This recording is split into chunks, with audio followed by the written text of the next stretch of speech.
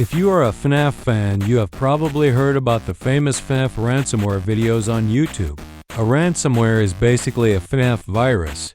It's a very unique and different type of horror, which I believe is why it's so popular. But I'm gonna be honest with you guys, I don't really like how these videos are executed.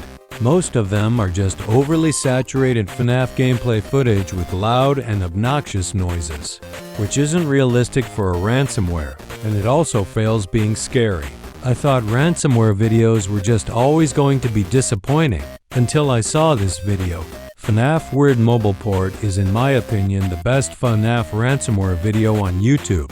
Although I can't say it's realistic for a hacker to spend hours programming a game instead of just stealing the original FNaF game, it's definitely scary, and it introduces a completely new threat you have to deal with at 5mm. And while I was looking at the comments of that video, I saw a lot of people wanting to actually play the game.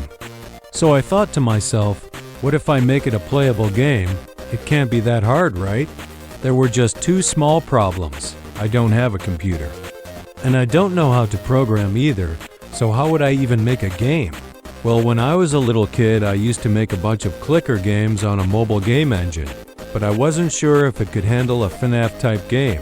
I decided to make the game on there anyway and ignored all of the red flags.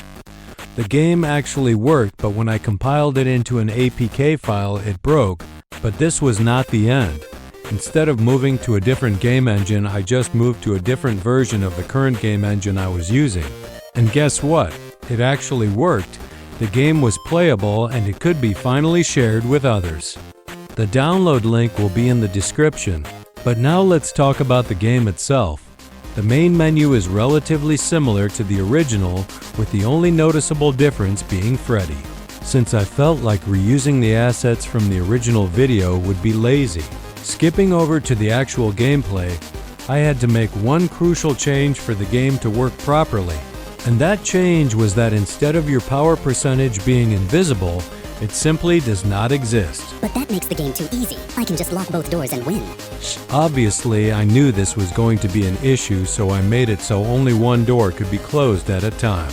Moving to the animatronics, Chica and Bonnie work exactly how they do in FNaF 1, except that Bonnie plays a sound when he reaches the office, while Chica just stays there. It makes the gameplay more dynamic, and it also forces you to pay attention to the cameras. Foxy also works exactly how he does in FNaF 1.